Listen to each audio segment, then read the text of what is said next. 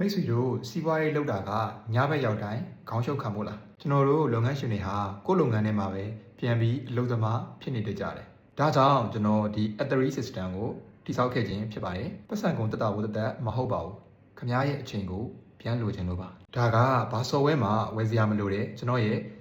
လျှို့ဝှက်လက်နက်ပါပဲ Step 1 the sheet